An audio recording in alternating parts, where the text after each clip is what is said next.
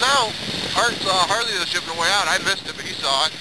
So Debbie and I, we head back to the Harley dealership to get an oil dipstick too. Well, of course, we finally get there, and the damn place is closed for right now.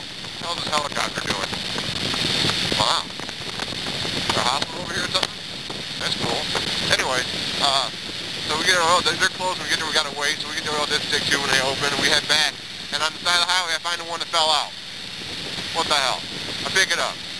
What the hell? The extra one ain't gonna hurt nothing, you know? So, how's that helicopter doing? Oh, there's a hospital over here. Must be airplane. Anyway, so we find the dipstick, we keep this extra, we get the oil dipstick in there, check the oil, put a little oil in it. I brought oil with me. AMS oil, by the way, good stuff. Use the AMS oil. And we get it back together and we take off. So everything's going good now. We're riding, having a good time, you know. Hopefully the rest of the problem's behind us. I mean, this thing's like the Apollo 13 trip. Anything can go wrong, did go wrong. So,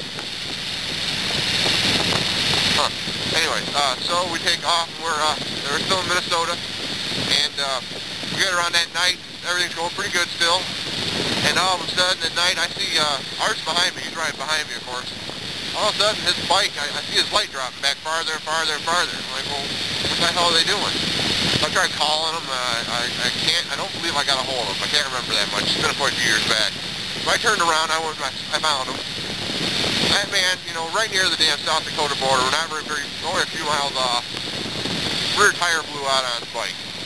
God damn it, the tube went out, you know. Luckily enough, they didn't wreck. I don't know how he kept it up. That's good skills on his part, of course. So, now we, you know, I go back to the trip. I brought lights with me and stuff. I showed you that in my bag, too. I set those out, turned my four-ways on. I got AAA+, so I called AAA. And I told them where we need to be pulled. They go, well, we can't drop you off at a hotel. We can only drop you off at a fuel station or something like that. That's fine, you know, just do it. I'll talk, you know, I figure I'll talk to the record driver when he gets there, and usually if you're real nice, they'll drop you off, they don't care. So he gets there and loads the bike up finally, and I got a hold of a hotel during the meantime, found a place to stay, and they said they, you know, when we get there, come on in. And they were a little worried that we didn't make it right away, but they waited. And so we check to see if things are recording. Get there, and the driver was, like I said, he was nice enough, he gave us a ride right to the hotel and dropped us off. So now, we're sitting at a hotel, and these ladies are real nice to run this place. The sweetest people I've ever met. I think it's in South Dakota. Was it? Minnesota. God damn, what hotel is that at? It's still in Minnesota. On the outskirts of South Dakota. So anyways, yeah. They gave us a jack and whatnot, which doesn't fit unfortunately, but what we did was we lifted up the back of the bike, put it on a crate, got the back tire off that night. The next day I take it and I take a Harley wheel on the back of my bike. Him and my girlfriend, we take it to a Yamaha dealership, the only one we have around, and they put a new tube in it for us. So that was nice.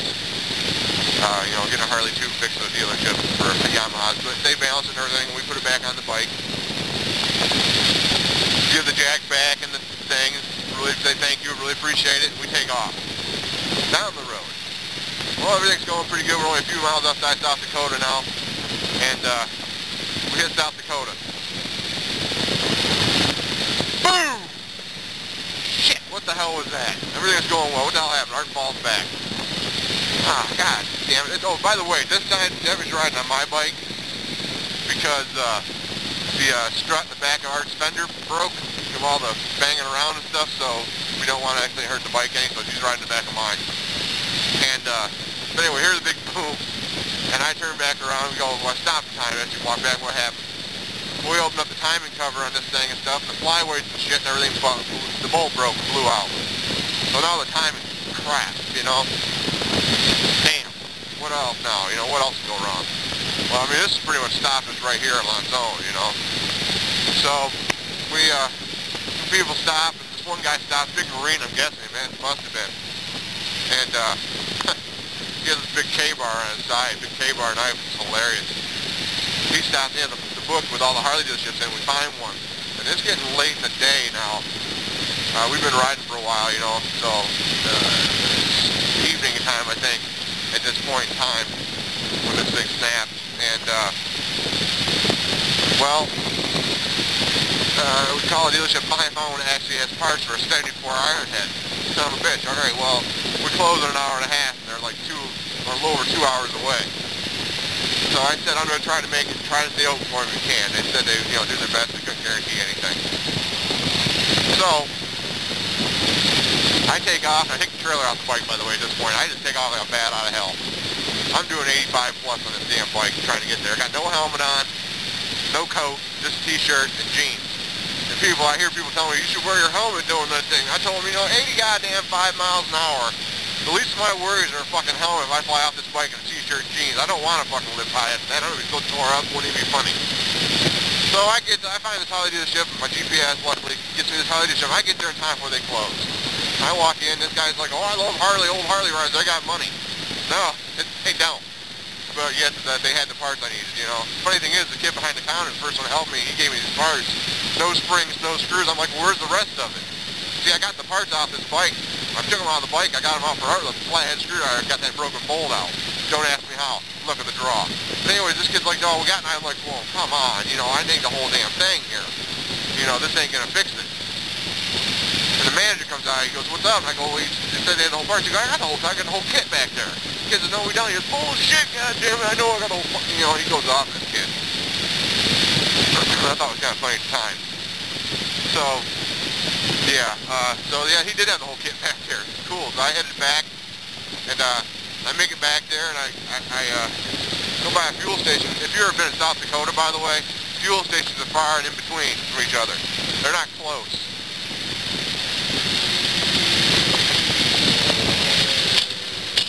And just missed where I want to turn off at for a second.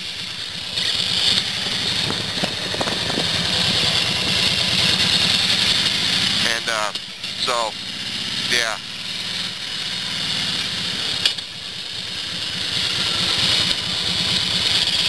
It's my girlfriend's parents' property. Stop here for a few minutes. So, I find out, like I said, the fuel stations are far in between. So I go down to another exit. My fuel light came on while I'm riding back to find my friends and my trailer and stuff. And I've been gone now for, what, 3 hours or more probably. And I had to drive there, drive back. It's like Huron again, by the way. Nice, huh? Walk down there and see it. Hope these steps are strong. I have no idea. I've never been down them before. I've only been here once before in my life. This would be the second time. So, yeah, I get to the fuel station, about 13 miles back, by the way, and get gas.